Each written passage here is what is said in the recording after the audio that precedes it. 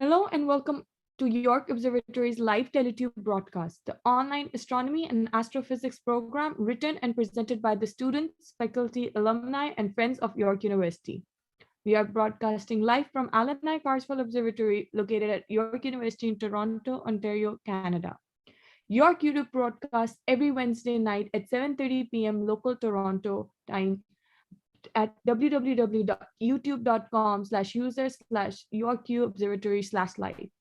For any questions or comments you have of our past shows, or if you have suggestions for future topics, please send us an email at observe@yorku.ca. You can always connect with us on Twitter or Instagram with the handle at York Observatory and Facebook at LNI Carswell Observe.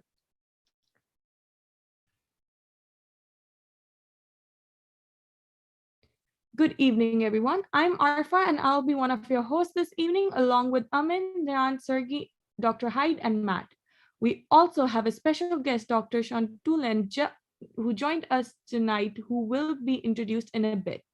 Before we get started with our show, it is important to mention that the observatory at York campus is in Toronto, and we would like to welcome you all to our show and to acknowledge the traditional land that our telescope is on.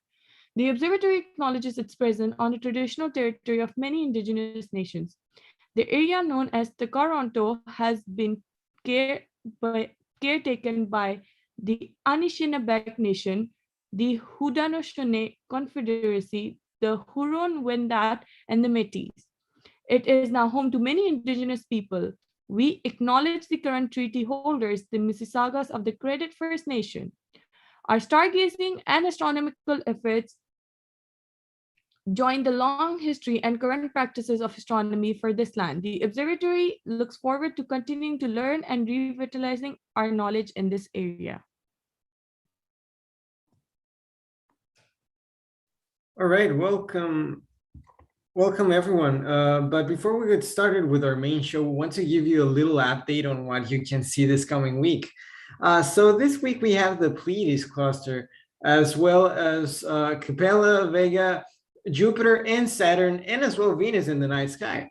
And now you will find it easy to locate Venus in the night sky, as it will be the brightest object you'll see up there. Not only this is due to it being closer to Earth than any other star in the sky right now, but it's mostly because the planet Venus has this interesting characteristic of reflecting about 70% of the sunlight due to the thick clouds composing in its atmosphere, making it the brightest planet in the solar system as seen from Earth. But if you were trying to see other planets, well, you're in luck tonight, because since I mentioned before, Saturn and Jupiter are also up in the sky and visible to the naked eye tonight.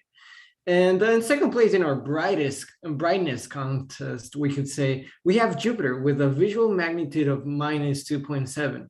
Now, if you're not familiar with this term, if you don't know what that number means, let me just give you a little help on that so that it'll be easy to understand what is brighter depending on its visual magnitude. So the greater the number is, the fainter it will be. And the lower the number is, the brighter it will be. It's as easy as that. And just to put it into perspective here, the maximum visual magnitude of the sun is -26.8. And by the way, if you haven't heard of this before, other word for this is apparent magnitude, and it refers to how we measure how bright an object is from the Earth's perspective, which means that their actual magnitude will differ from this number. So you can conclude that by Venus having a -4.6 visual magnitude, Jupiter having a -2.7, Saturn a lesser but still bright -0.4, you'll be able to notice at least the first two easily in the night sky tonight. And now I've talked about a lot about brightness so far, but all this visible and bright matter, we could say, is only a small percentage of what the universe is really made up of. So only 5% of the universe is composed of this normal matter that we are used to hearing about. But what about the rest, you may ask? Well, about 68% of the universe is believed to be composed of dark energy and 27% of dark matter. So how are we able to study this huge percentage of the universe, you may say? How are we able to analyze something that can't really be seen? Well, that's exactly what we're going to learn tonight from one of the most renowned scientists in this field, the field of the dark side of the universe. Now, to Professor Hyde for the intro for our speaker. Thank you, Matt. That was a wonderful What's Up in the Sky tonight. Of course, thank you very much for mentioning the Pleiades, the most Halloween of all of the stars out there. If you want to hear more about that, actually check out our Halloween episode from last year. Now, for this year, we are really delighted to present York University's own Professor Sean Tulin. So some of you may know Professor Tulin from his very popular courses here at York. If you're in research, you might even know him from theoretical physics. One thing you might not know, he has actually created a talk tonight that perfectly fits in with this Halloween season. Before we get into that, I'd like to tell you, in case you don't know, just a little bit more about our speaker. His PhD at Caltech in 2009, and then did postdoctoral research at Triumph in Vancouver, British Columbia. And then, of course, York lucked out as he came here in 2014. He is currently an associate professor at York, as well as the Canada Research Chair in Particle Physics and Cosmology. Wow. It doesn't sound like that's terribly spooky. We might not be getting scared just yet, but this close to Halloween, we're going to get even closer to a strange substance called dark matter, as Matt mentioned before. Dark matter is, of course, a substance that has defied explanations from physicists and astronomers alike. It is invisible to light in the very fundamental way, and only its sort of telltale omnipresent gravitational pull has given us clues to date. In this talk, Professor Tulin will discuss, I should say, the quest to solve this puzzle, and probably tell us a lot more than I can I can definitely do about the fabulous topic of dark matter. So Professor Tulin, please take it away.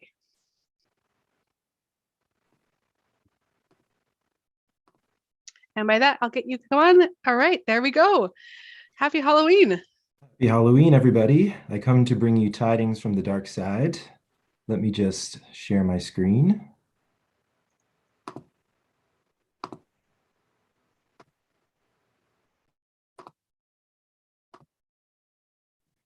Okay, I want to go back and show you, if you arrived early, what you were looking at.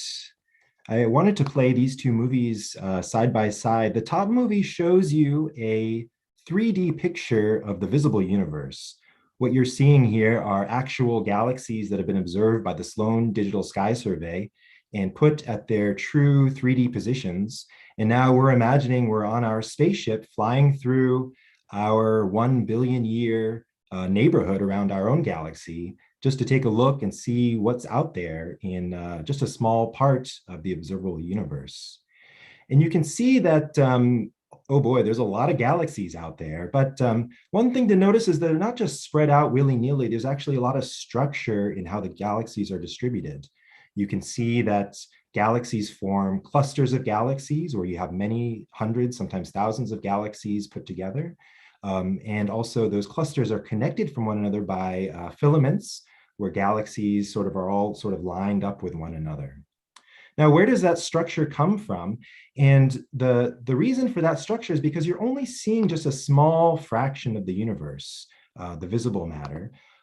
Here in the bottom movie, what you're going to be watching is a similar fly-through, but this would be for the dark matter universe. So imagine that we are getting in our spaceship, which can allow us to see the dark matter in the universe as we go through.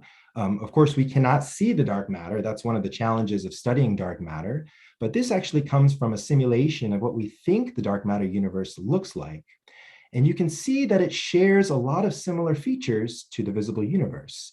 You can see that there's huge clumps of dark matter. The bright spots are just where dark matter is clumped up. And you can find filaments of dark matter. And there's huge nodes where the filaments come together to make giant clumps of dark matter that would host the huge clusters of galaxies that we see in the visible universe. So if you ask, why does the universe have the structure of galaxies that we see on really large scales, it's really just because the visible matter is reflecting the underlying distribution of dark matter. just through gravity, the visible matter is attracted to where there's a whole lot of dark matter. So here, I want to tell you about the dark side of the universe. What is this dark matter universe that we think is out there? And there's a lot of evidence for it. And what can we learn about it? But let me just pause and mention, who am I and what do I do? My field is theoretical astroparticle physics.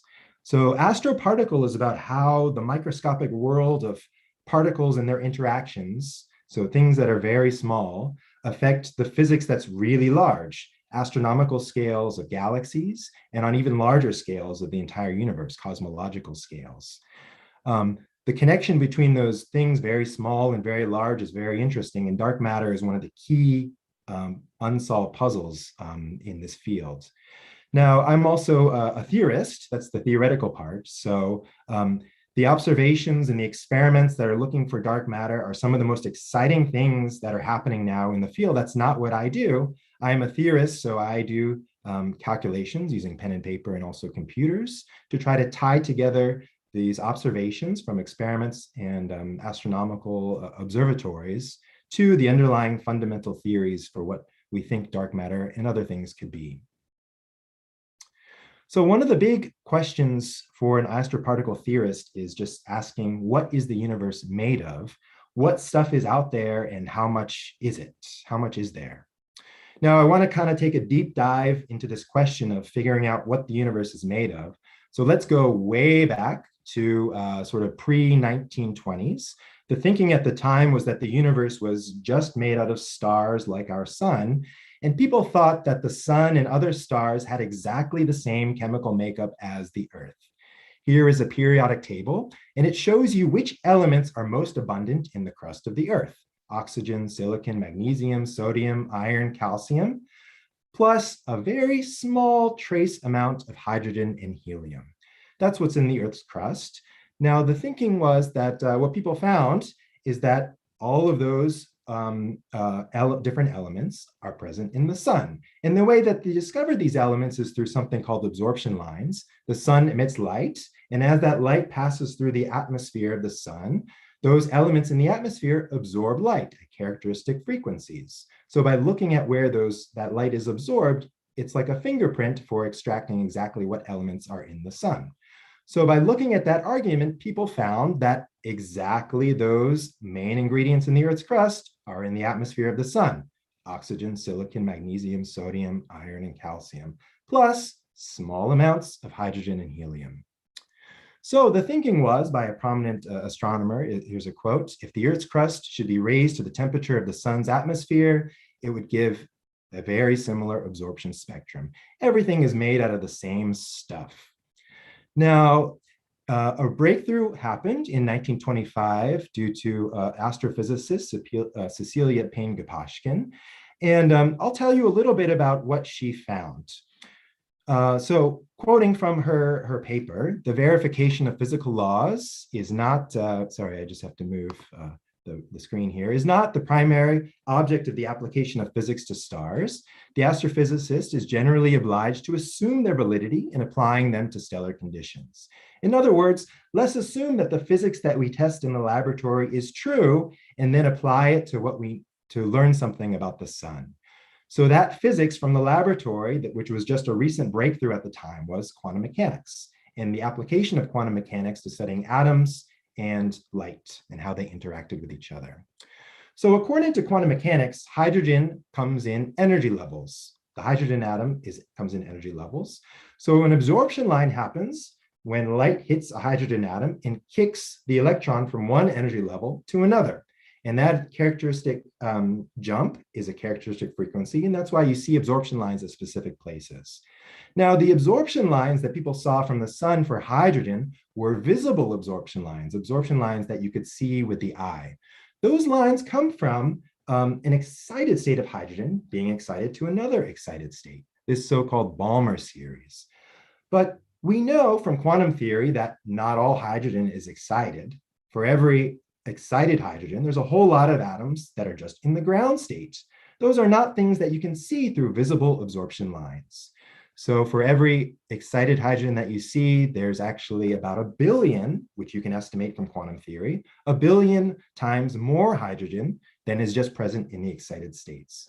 So if you apply this to the makeup of the sun, what you find is that the sun is actually very different from the Earth. It's mostly made up of hydrogen and helium. And the stuff that we thought it was made of, the heavier elements, which are very important for life, are actually just a trace amount of what's found in the sun. So now let's go beyond the sun and talk about the universe as a whole. It turns out that the physical makeup of the universe is actually even far stranger than what we could have imagined.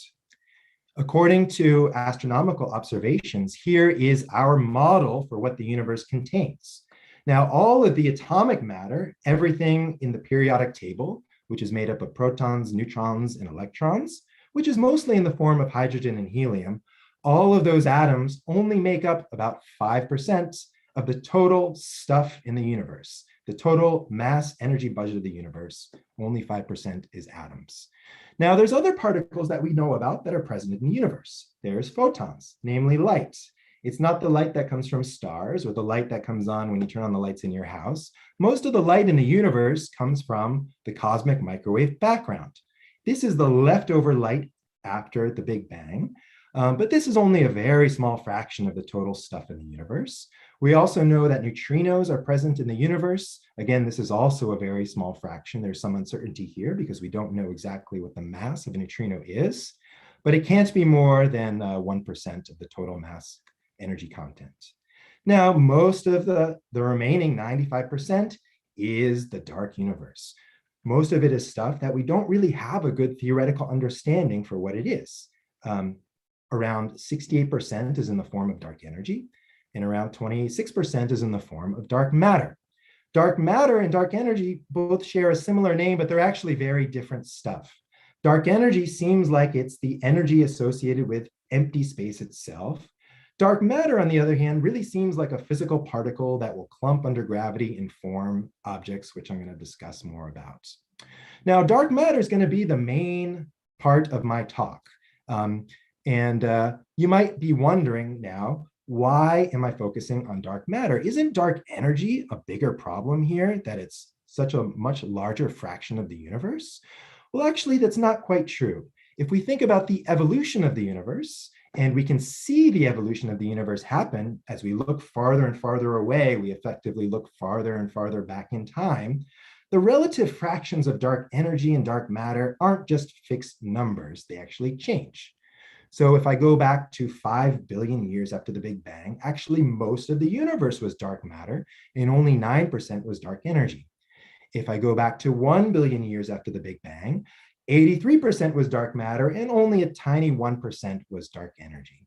So you can think about it in this way. The past was dark matter, the future was dominated by dark energy. So if I want to understand how the universe, why the universe looks the way it does, I need to understand the physics of dark matter. If I want to understand where we're going from here, I really need to understand what is dark energy. So I'm going to talk about 2 pieces of evidence for dark matter. There's many pieces of evidence. I'm only going to talk about 2. One of them is from the very beginning of the universe. The cosmic microwave background allows us to see how much dark matter there is. And also I'm going to talk about dark matter in galaxies today. So what is the cosmic microwave background? Well, it's just the leftover light from the Big Bang. And we think of the cosmic microwave background, we often talk about it in terms of temperature, because the universe was very hot after the Big Bang. It was glowing like a glowing ember, and that light had a characteristic temperature. Today, that temperature is very cold, around 2.7 degrees Kelvin, which is only a few degrees hotter than absolute zero, the very lowest temperature that you can possibly have. The reason that it's so cold today is just because the universe has been expanding for a long time, and that radiation has cooled an awful lot. So one thing about the cosmic microwave background, it looks very similar, uniform. But if you dial up the contrast in the cosmic microwave background, here I'm going between 0 and 4 degrees Kelvin, it looks like it's all the same temperature. If I dial up the contrast, so now my knob is only going between the 4th decimal place, from 7252 to 7258 Kelvin. then you can see a lot of structure in the cosmic microwave background emerge. You see a characteristic pattern of hot spots and cold spots on the sky, which we can see using microwave telescopes. Those hot and cold spots tell us about how much dark matter there is, because it's those clumps of dark matter that are attracting the gas, which form those hot and cold spots on the sky. Now, you can go to a website here, which is a cosmic microwave background simulator, and you can change the amount of stuff in the universe, and you can see how it affects the amount of stuff in the universe affects what the cosmic microwave background looks like. So this is our best fit to the observable universe here. If you can see, this top triangle slice is the observations of our universe. And what's left over in the square is the simulation of a universe with this content of matter. And you can see that it works pretty well for these parameters here. Now let's try saying that we have, instead of normal matter and dark matter, let's say all of what we thought was dark matter was actually just regular matter that we just can't see. But it's actually really atoms. It's just atoms that we haven't found yet. What you find is that the cosmic microwave background looks very different. The hot spots are hotter, the cold spots are colder. That does not agree with the universe that we see. So that tells us that the dark matter is not made of atoms that we just haven't found yet. It really is some other type of particle that remains for us to be discovered. You can also go a little bit further. Let's say I don't like dark energy either. Let's get rid of that. If we got rid of dark energy, you can see there's also another dramatic shift. Now the characteristic size of these blobs, these hot and cold patches on the sky, are a bit smaller than they were before. So that also doesn't agree with our observed universe. So the cosmic microwave background is very sensitive to exactly how much normal matter there is, how much atoms there are, how much dark matter, how much dark energy there is. And I can't adjust these two things willy-nilly. I have to have exactly the right ingredients to make exactly the right recipe, which is our observable universe. I want to mention dark matter in galaxies. So dark matter will eventually collapse under gravity to form giant structures that I'll discuss right now. So this is one of actually historically the key pieces of evidence in favor of dark matter that really helped push the community over the edge to tell them that this was a real thing. And it has to do with a very simple physics argument. Imagine a spiral galaxy. To a good approximation, all of the stars and all of the gas are moving in circular trajectories in that spiral galaxy. Now, you learn in introductory physics class, if you want something to move in a circle, you need to apply a centripetal force to get it to move in a circle. If you're swinging a ball on a string, that centripetal force is just due to the tension of the string. But for a spiral galaxy, the centripetal force is due to the gravitational force. So I just set gravitational force equal to centripetal force, and that allows me to derive an equation which relates the circular velocity in that galaxy to the amount of mass in the galaxy within that circular orbit, which is this capital M. So here's an example here showing you a spiral galaxy with no dark matter, spiral galaxy with dark matter. And you can see that in the inner part, they're rotating about the same, but in the outer part, they're very different. The one with dark matter has more mass, and the stars are therefore moving faster in their outer parts. The one with no dark matter, the stars are moving very slowly in the outer parts, and the one with dark matter is the one that matches the observations. So that gives us this picture here that every spiral galaxy, and in fact, every galaxy that we've ever studied so far, lives inside of a massive cloud of dark matter called a dark matter halo. The halo just means a big cloud of dark matter. And this is our picture for what dark matter looks like today. Well, this is really just a cartoon of what we think. According to simulations, a dark matter halo is not just a spherical ball, but is actually itself has a lot of structure. It's made up of a lot of tiny, small clumps. So this is what a realistic dark matter halo would look like for our own Milky Way and for other galaxies of that type. And in fact, this is sort of a hypothesis here. It hasn't been explored too much, that the dark matter halo for the Milky Way and other galaxies is filled with lots of small clumps. These clumps are called subhalos. Okay, I want to give you just a quick little snapshot of my own research, and it has to do with these subhalos. This is really an unexplored frontier for dark matter because they haven't been studied. Obviously, they're very challenging to detect. These are very small clumps of dark matter that are just flying around in the Milky Way. Do these subhalos exist? How do we search for them? And then what are their properties? You know, how massive are they? What is the shape of a subhalo? Is it compact? Is it spread out? And I'm going to talk about some research that's in progress with a bunch of students at York. So I want to mention them, Tarneem Afifi, Ruben Blaff, Ben Mendez, and Elham Rahimi. And I have other collaborators as well working on this project, which is in progress. So here's the idea. We want to look for these invisible subhalos that are streaming around in our own Milky Way. Now, the key idea is to use something called stellar streams as a subhalo detector. What is a stellar stream? It turns out if you look into the sky, there are particular features that you can see in the stars and how they're distributed. And you can see, this is the northern sky, this is the southern sky. You can see streams of stars that appear in the sky. Where do these streams come from? Well, imagine you start out with a clump of stars. This is known as a globular cluster, and then it gets spaghettified. Tidal forces elongate it, and eventually it gets stretched out into what's known as a tidal stream or a stellar stream. This stream is very fragile. There's no longer any gravitational force holding those stars together. If a subhalo from the Milky Way happens to pass by, it can disrupt that stream. The stars just get pulled along with the subhalo just due to gravity.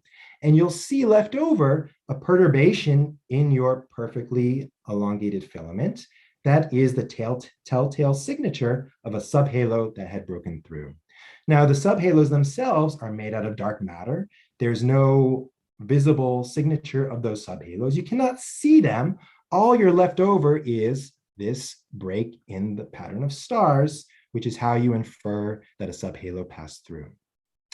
Here's another way of visualizing the idea. This is a visualization that was created by my student, Elham Rahimi, and it's showing some of our simulations.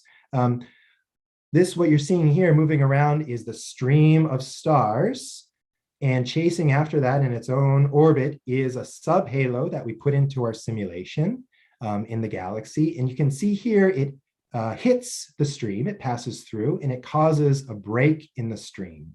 And so by looking at the pattern of that break, you can infer some properties of what the subhalo was and that it was there to begin with. So I want to show you some of the work that we've been doing to try to analyze streams in terms of subhalos and perturbations. This is an example of one very prominent stream on the sky, GD1. Let me go back here and show you in the picture on the sky, GD1 was right here, so you can see it. So I'm showing here sort of a zoomed in version of GD1. This is the stream here. And you can see by eye that there's a number of features in the stream. You can notice that there's a prominent break right here in the stream. There's also a less pronounced break here. And there's also a very interesting feature, which is a little hard to see by eye, but maybe if you squint a little bit, you can see it. And that is that there's a sort of a trail of stars up here displaced from the main stream itself. So it's possible that a subhalo came through the stream and the stars that were here got displaced and got pushed up over here. So you can ask, if that happened, what are the properties of the subhalo that could possibly cause that? So what kind of subhalo can produce that feature? What kind of subhalos can we have? Well, the properties that we're going to be testing are sort of how clumpy is an individual subhalo? Is the subhalo very diffuse or is it very compact? And you can kind of think of it sort of in this sort of simple way. If you have sort of a balloon where the gas is hot, the gas will sort of puff out and it'll occupy a large volume. But if somehow the gas can lose energy, like you put the balloon in the freezer, then the balloon will squish down. The gas will occupy less volume. It's sort of similar for these dark matter halos. You can have different types of dark matter where the dark matter can be puffed out like a hot balloon, or it can be very compact like a cold balloon. And so by testing which one of these subhalos can produce a feature like this, we can gain some insight for what type of dark matter particle it could be and what its properties are.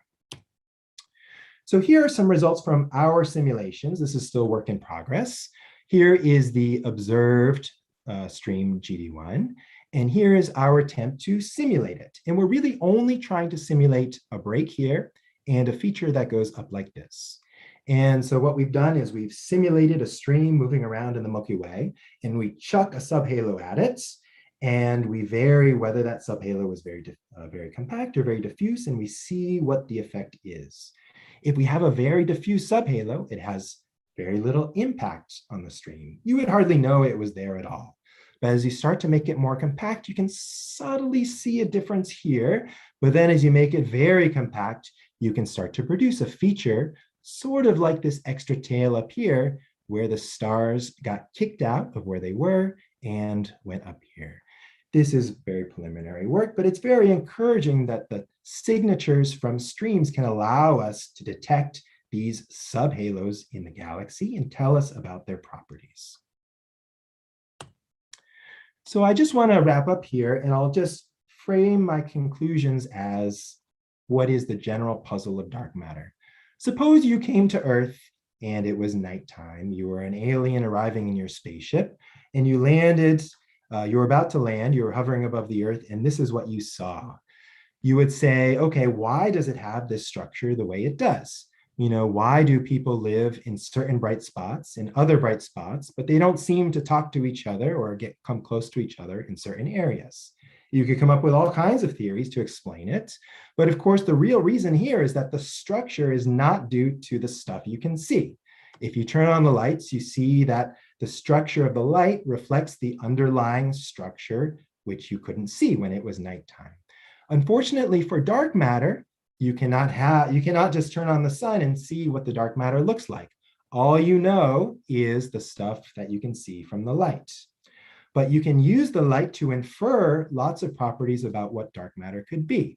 And we want to use the universe as a laboratory, in astrophysical systems like galaxies as a laboratory for studying the properties of dark matter. What types of particle properties does it have? How many different types of dark matter are there?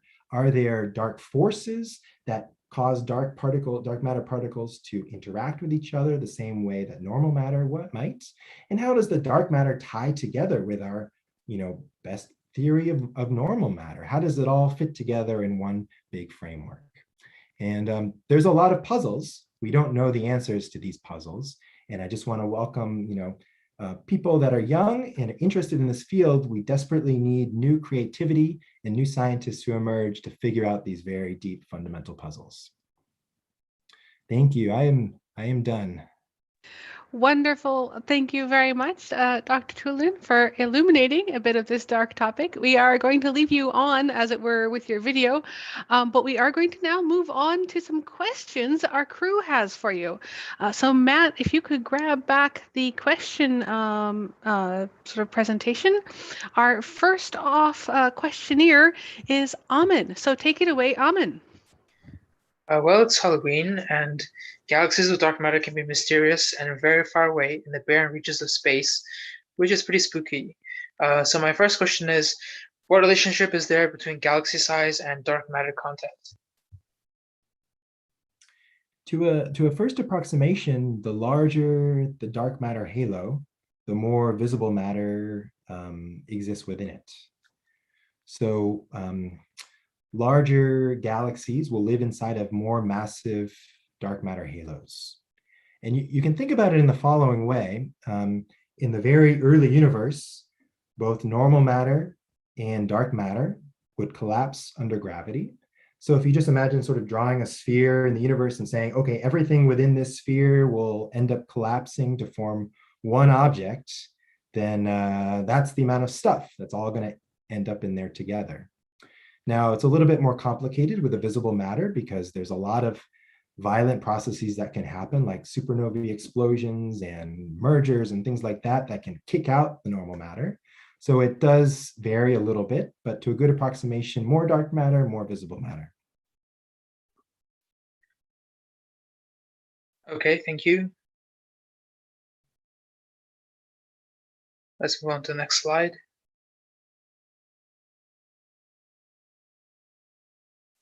So my next question is, how are galaxies and dark matter expected to evolve in the far future of the universe? Yeah, this is a great question. I think there's a lot of different ways to think about this.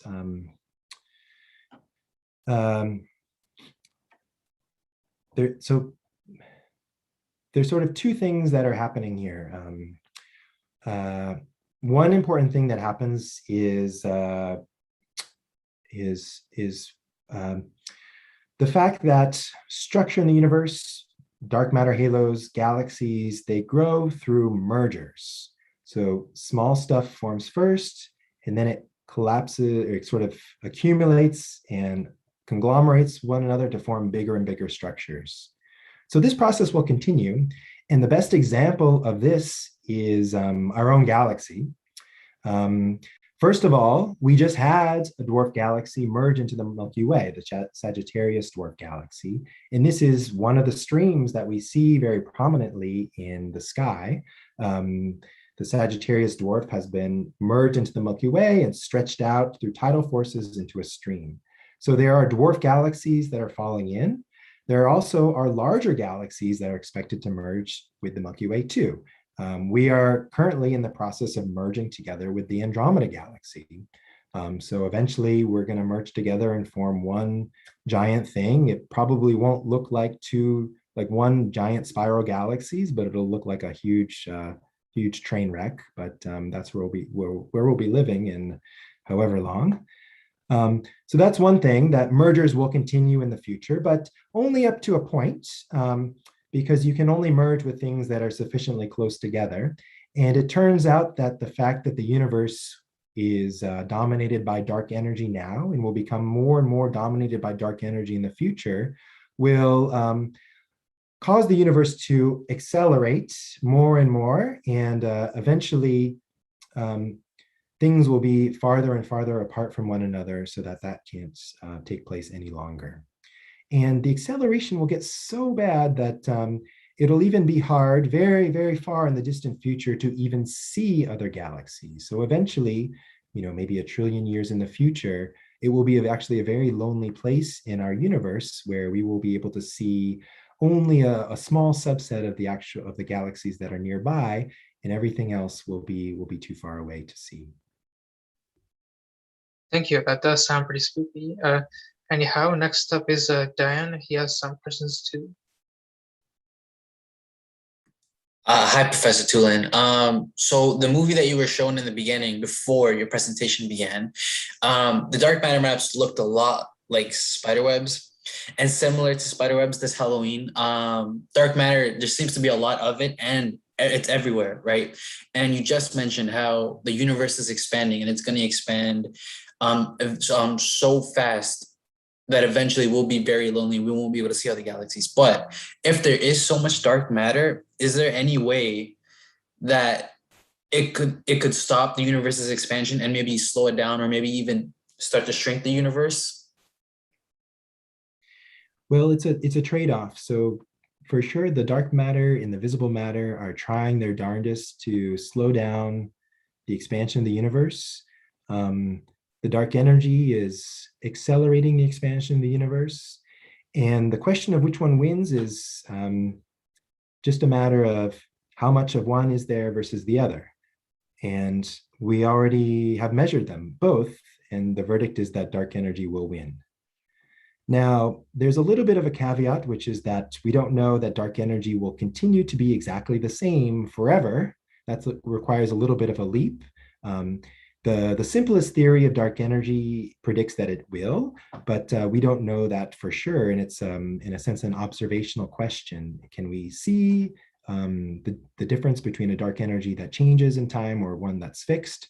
But if it is fixed, then the battle has already been won, and we'll be just left dealing with the aftermath moving forward.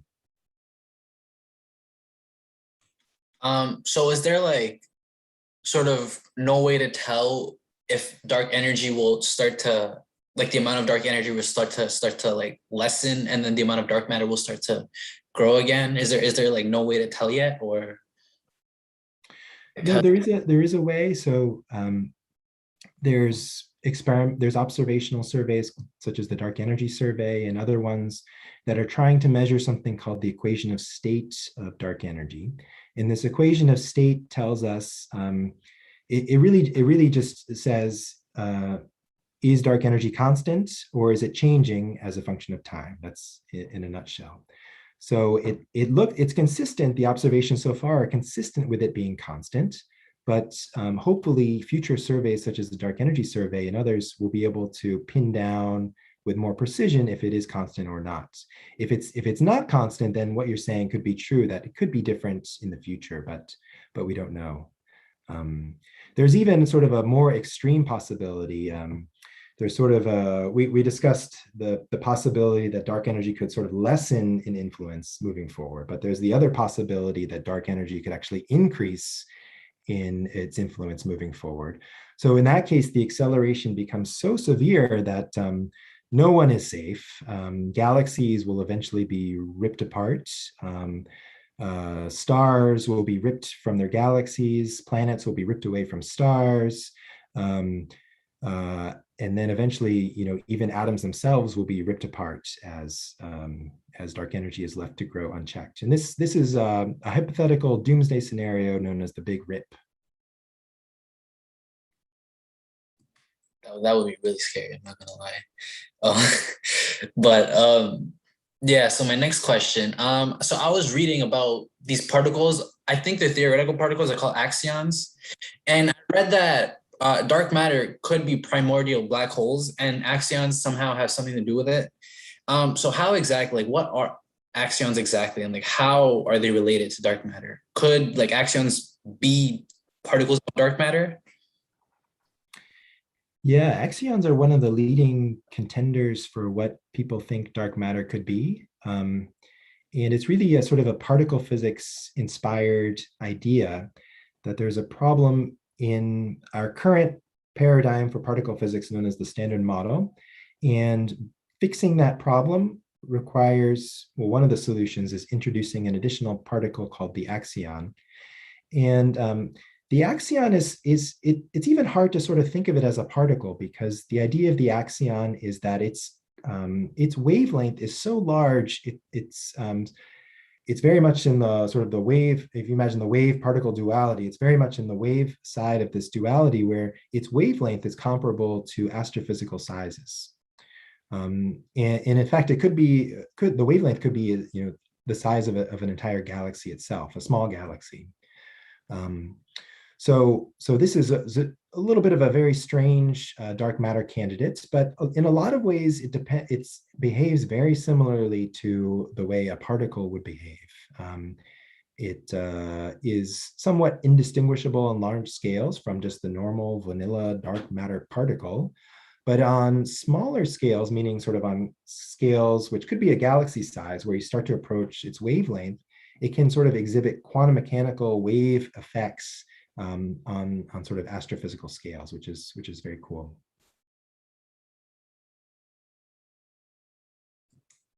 So if axions have a really, really large wavelength, right?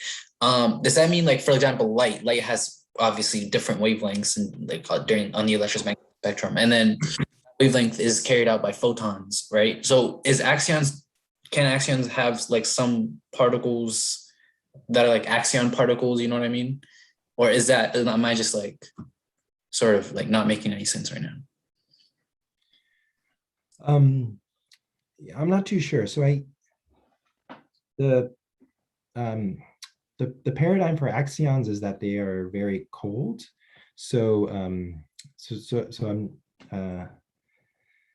I'm not exactly sure where to go, but the quantum mechanical effects are sort of set by the mass of the axion is maybe one way to say it. Another point sort of related to your question is the fact that axions and light potentially can interact with each other. So there's some ways of searching for axions involving searching for light getting converted into axions in very strong magnetic fields, which can be potentially one way of searching for it. So I don't think I really answered your question. Honestly, it kind of did make sense to me. I don't know. But anyways, thank you. And so now I know Sergey has a couple questions, so I'll pass it on to him.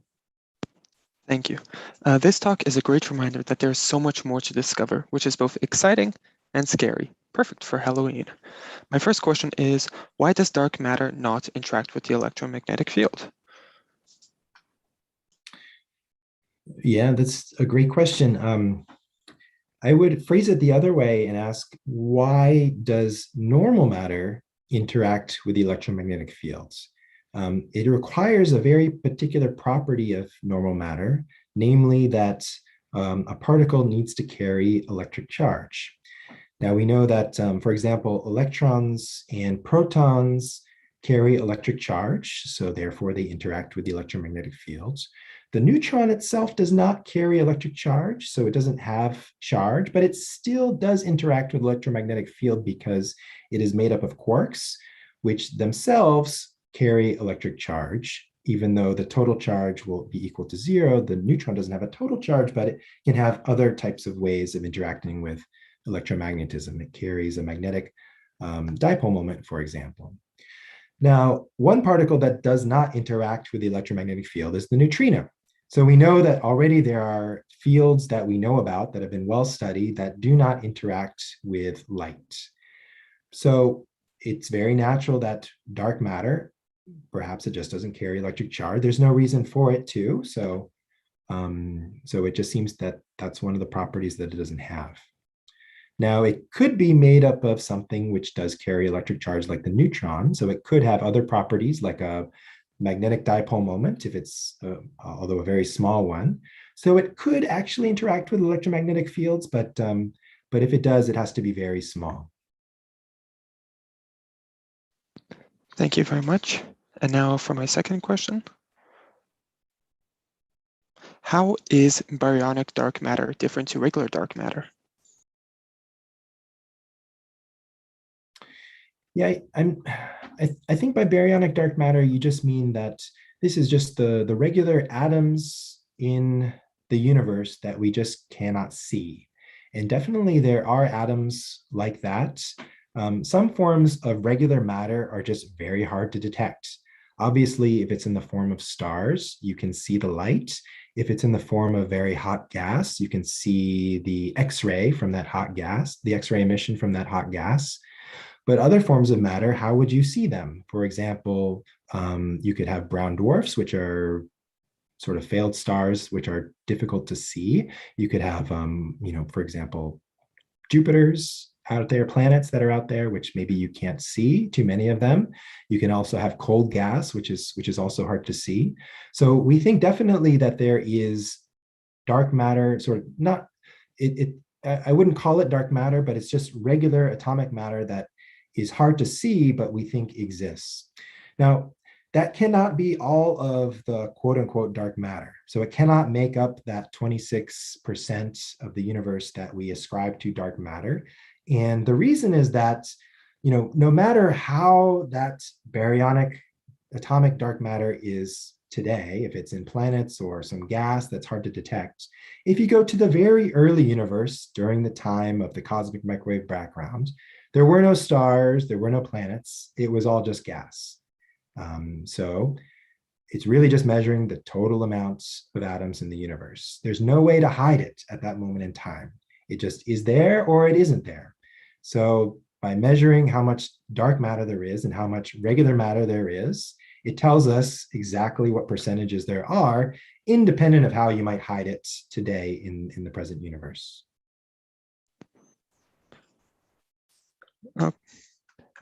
Thank you very much. I just wanted to ask, so how would one specifically find the specific baryonic dark matter, or if it's hard to find?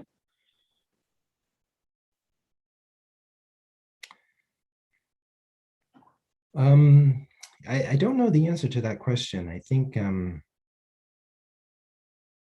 I think that's, so not an astronomer, I'll have to say. So I'm not an astronomer, so I don't know exactly the best way to search for things like cold gas and brown dwarfs. I think those are the kind of the things that you'd have to be able to look for. It could be that the cold gas is the main thing. So maybe there's ways, particular lines that one can see with certain ways of observing them, but I don't really know. I'll just add in a little bit here, maybe to help out. You can actually look for microlensing events, which might get you some of your things we know are there, but we can't see. Thank you very much, Professor Tulin. Thank you so much, Professor Hyde. Now onto some questions from June, read out by Arfa. Right, so these questions are prepared by June, but right now he's at the observatory in the 1 meter dome, so I'll be asking the questions on his behalf. His first question was, is it possible to have more than one dark matter species? Yeah, I think this is one of the important questions. So this is great. You could even say we already know for sure that there's already more than one. In fact, you could argue that we know that there are 4 dark matter candidates at least. 3 of them are neutrinos. So by definition, you could ascribe neutrinos to be one form of dark matter. We know that they cannot make up all of the dark matter. That was an idea that people had, I think back in the 80s. People wanted to have neutrinos be all of the dark matter, but it turns out that it does not work because neutrinos are too light. They don't collapse very effectively under gravity to form the galaxies that we can observe. They tend to fly out rather than falling in. They can form structures that are very, very large, so larger than a cluster, but for forming smaller things, it's not great. So it doesn't agree with the universe that we've observed. So neutrinos, the 3 neutrinos cannot be all of the dark matter. So they are by definition 1 part, but there must be at least one other one, which would be the 4th. Now that 4th one, there could be a 5th and a 6th and a 7th, we don't know.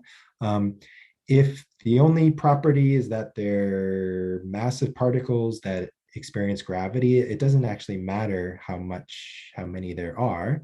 But if they do have other different types of properties, one of them could have one type of property, another can have another, then it can be very interesting to see what the effect is. Yep, that would be interesting. Another question by June, where does dark matter fit in the theory of everything? Yeah, this is really how should I say? This is really a litmus test for many different theorists in terms of how you view physics, I would say. So there are some physicists that would say, okay, let me work with my theory, the best theory that I have, my favorite theory. It predicts some dark matter candidates. That would be my dark matter particle that I like. So an example of that would be, okay, let's say I like string theory. String theory predicts that the universe should be supersymmetric, meaning that for every particle, there should be a supersymmetric partner of that particle. One of those supersymmetric particles, let's say the partner of the neutrino, the partner of the photon, could be a dark matter candidate. So this is sort of a top-down point of view where I sort of let my aesthetic sense of what the theory should be guide my thinking for what dark matter should be. And then that informs how I go about looking for it. The other way to do it is to say, let's say I don't know anything about dark matter.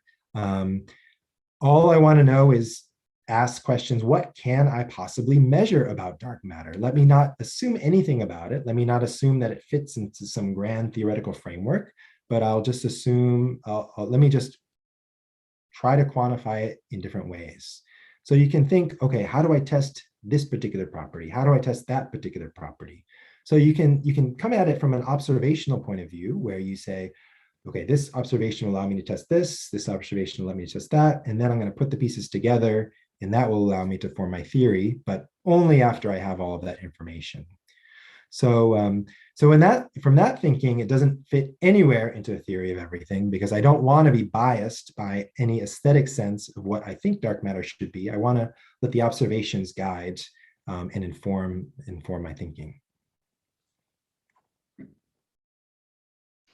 Right, Wonderful. It everyone. looks like we have just one or two follow-up questions on YouTube. I think we have time for probably one of them. Otherwise, we are going to flat out run out of time today. Maybe just real quick, Sean, we'll bring you back for one last question from June. I wonder if stars also contain some dark matter bound to them. That's a really fun question. I just thought we'd sneak this one in right at the end, and then we'll stop here. Yeah, this is a great question. This is definitely something that a lot of people have thought about before. The idea is that dark matter can be attracted to a star through gravity. And if it just passes right through the star without interacting at all, it will just fall in and then go right back out the other side, like it went down a hill and then came back right back up the other side. But if along the way it happened to interact with the star a little bit, then it slows down a little bit and then it can eventually be trapped. This can have a whole host of different effects on a star. For example, if you accumulate enough dark matter particles, eventually dark matter particles and potentially dark matter antiparticles that get captured can now find each other to annihilate one another very efficiently. So it's like you're capturing dark matter and dark antimatter together and allowing it to annihilate, which can release energy in the star. This is an additional source of energy in the star. So it's an additional source of energy injection, additional source of energy beyond just the normal nuclear burning. This can have a dramatic effect on what stellar evolution looks like. That sounds super fun, and I'm sure it's given us all a lot to think about. But unfortunately, that is all we have time for tonight. So thank you very much. There are actually more questions coming in, which we might send to you later. And just in case anybody does want to reach you, Professor Tulin, do you have a favorite way of being contacted? Sure, just email me, stulin@yorku.ca. Wonderful. Thank you very much. So I'll let you go ahead and turn your video off now, and we'll pass over to Arfa for the outro of tonight's episode. So go take it away, Arfa. Thank you so much, Professor Tulin. Well, everyone, you have been listening to the Alumni Carswell Observatory's weekly TeleTube broadcast, the Astronomy and Astrophysics program, written and presented by the students, faculty, alumni, and friends of York University. A special thanks to Dr. Sean Tulin for joining us tonight and giving us such an amazing talk. The hosts this evening have been Dr. Hyde, Amin, Dhyan, Sergiy, Matt, with our special guest, Professor Tulin, and myself, Arfa. Make sure to leave any comment or questions in the comment section of the video and talk to us in the chat right now.